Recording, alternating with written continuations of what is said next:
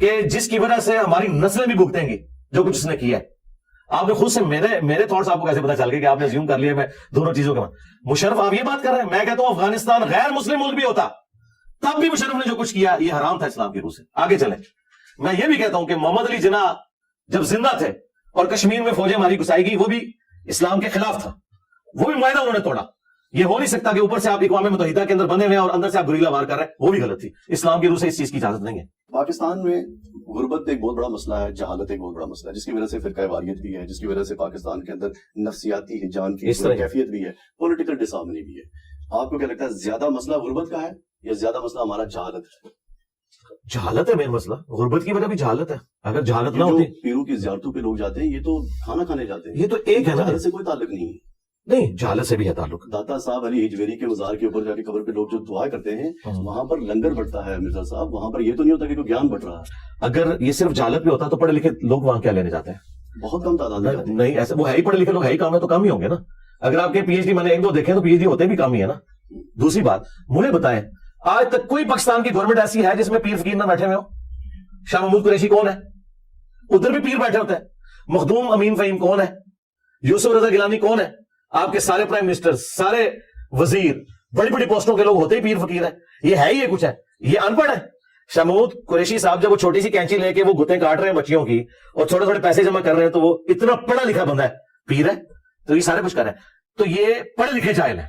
تو یہ جو جہالت ہے نا, دین سے بھی جہالت ہے ان کی. ان کو دین کا کوئی علم نہیں پتا. ہاں ہو سکتا ہے دنیاوی طور پہ کوئی پی ایچ ڈی ہے, دین میں وہ زیرو ہے.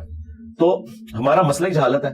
اگر یہ جہالت نہ ہوتی, مجھے بتائیں عرب کے لوگوں میں جو غربت تھی, ہمیں تو اس کا کبھی ادراک بھی نہیں ہو سکتا کہ کس قسم کی ان کے اندر غربت تھی. لیکن دنیا کے امام وہ بن گئے. کیوں بنے؟ ان کی جہالت اللہ نے دور کر دی. ایک لیڈر دیا, قرآن دیا, اور جب ان کی جہالت دور ہوئی تو دنیا کے امام بن گئے. آج یورپ اور امریکہ کے پاس کون سے ریسورسز تھے؟ انہوں نے تو ایکسپلور کیے نا. ریسورسز تو سارے سب کانٹیننٹ میں تھے. گورے ادھر کیوں آئے تھے؟ سونے کی چڑیا تھی سب کانٹیننٹ, یہاں زمین اگاتی ہے, یہاں خزانہ ہے, اس لیے ایسٹ انڈیا کمپنی آئی تھی. یہ آج ٹیکنالوجی کا کھا رہے ہیں دوسرے ملک, وہ تو انہوں نے اب ایکسپلور کیا تعلیم کی برکت سے. گوروں کے پاس کچھ نہیں تھا سوائے علم کے, وہ دنیا کے امام بن گئے. ان کے پاس ریسورسز کچھ بھی نہیں, ہم سے لے کے ویلیو ایڈیشن کر کے تو وہ دنیا میں چھائے ہوئے. تو ہمارا پہلا مسئلہ جہالت ہے, اسی کی وجہ سے غربت ہے, اسی کی وجہ سے, اسی کی کورالریز ہے ساری کی ساری. گورے ہم سے زیادہ غریب تھے, لیکن جب انہوں نے علم حاصل کیا, علم کو یوٹیلائز کیا, انہوں نے اپنی غربت دور کی. آپ کے پڑوسی ملک چلیں, گوروں کی مثال تو ہمیں لگتا ہے کہ شاید کوئی معجزہ ہے. چائنا پچھلے 30 سال میں 80% آبادی کو پاورٹی سرکل سے نکال لیا انہوں نے اسٹریٹجیز کے ذریعے. اور وہ آپ ذرا اسٹریٹجی دیکھیں کیا ہے. علم انہوں نے عام کیا, ٹیکنالوجی عام کی ہے, ٹھیک ہے, لوگوں کو خلاف لایا نہیں, محنتی بنایا, تعلیم یافتہ بنایا. تو اللہ تعالیٰ نے دیکھا ان کو برکت دی ہے. میں کہتا ہوں اس دور حاضر میں اگر چند بڑے معجزات ہیں ان میں سے چائنا ایک ہے, دنیا کو لیڈ کر.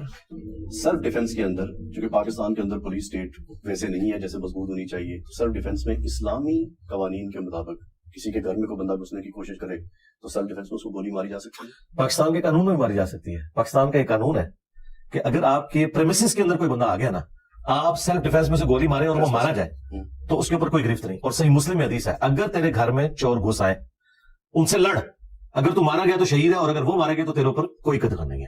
تو نبی الاسلام کی جو حدیث یہ صحیح مسلم کی ہے, این پاکستان کا قانون اس کے مطابق ہے. چیئرمین پی ٹی آئی کا توشہ خانے کا جو کیسز سامنے آئے ہیں, اسلامی قوانین یا اسلامی روایات کے مطابق یہ بتائیے کہ توشہ خانہ کون رکھ سکتا ہے, اور اس میں عمران خان کی گواہی کے بغیر جو عدالت نے ان کو سزا سنائی ہے, کیا ایسا ہو سکتا ہے؟ دیکھیں پاکستان کا جو قانون ہے نا توشہ خانہ والا, یہ اسلام کے خلاف ہے. بخاری مسلم میں حدیث ہے, نبی الاسلام جو عاملین زکات بھیجا کرتے تھے, جو سورہ توبہ کی آیت نمبر 60 میں ہے نا, کہ ان کی تنخواہیں بھی بیت المال میں سے جائیں گی, جو عاملین زکات کے کلیکٹرز ہیں.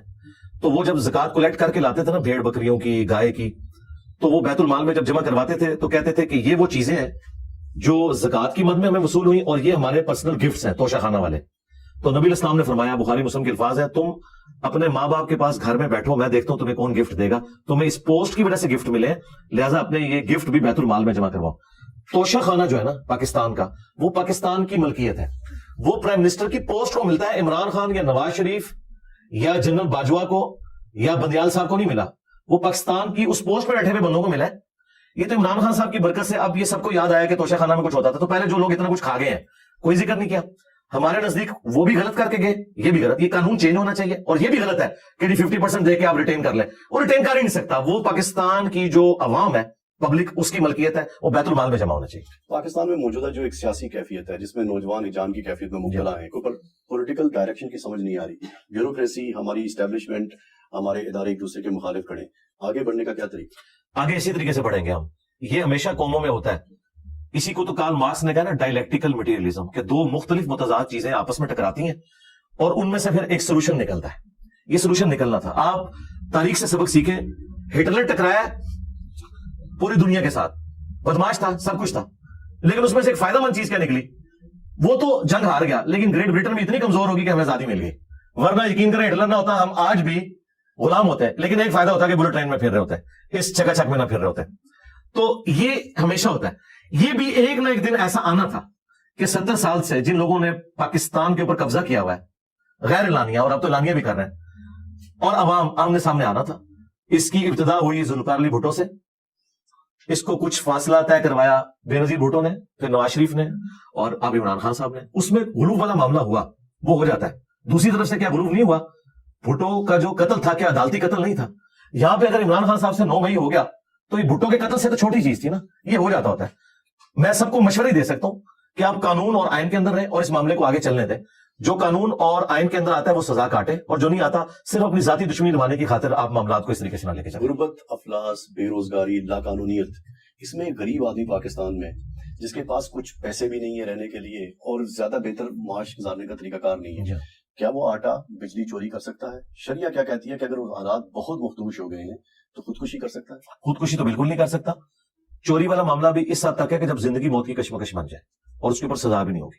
लेकिन इसके सोल्यूशन की तरफ जाएंगे, स्टेट की जिम्मेदारी है कि वो इनकी बेसिक नीड्स पूरी करे। मेरे ख्याल है पाकिस्तान में जितनी चैरिटी है ना, कोई भूखा मर नहीं सकता। वो थोड़ी सी हिम्मत करें तो पूरे मुल्क के अंदर, आज आप जेलम जैसे छोटे शहर में कितने तंदूरों के बाहर लिखा है कि आपको रोटी फ्री मिलेगी। पूरे मुल्क के अंदर इस तरह है। खाने पीने के एतबार से कोई डेथ वाला मामला नहीं होता, लेकिन ये रियासत की जिम्मेदारी है। जिन लोगों को बड़ा बनने का शौक है, ये जहन्नम कमा रहे हैं। बुखारी मुस्लिम की हदीस है, जो हुक्मरान किसी कौम के ऊपर जब बनाया जाता है, अगर वो उनके साथ इंसाफ नहीं करेगा तो जन्नत की खुशबू भी नहीं पाएगा। अगर कोई गरीब आदमी पाकिस्तान में अशिया नहीं खरीद सकता और उसे किस्तों पे लेनी पड़ती हैं और किस्तों के ऊपर एक इंटरेस्ट है जो वो पे करता है, आजकल पाकिस्तान में नई कुछ ऐप्स आई हैं जिनमें आप लोन भी लेते हैं और वापस पे करते हैं, शरिया क्या कहती है कि ये जायज? देखिए, जो पैसे के बदले पैसे है ना ऐप्स के जरिए, वो तो सूद है।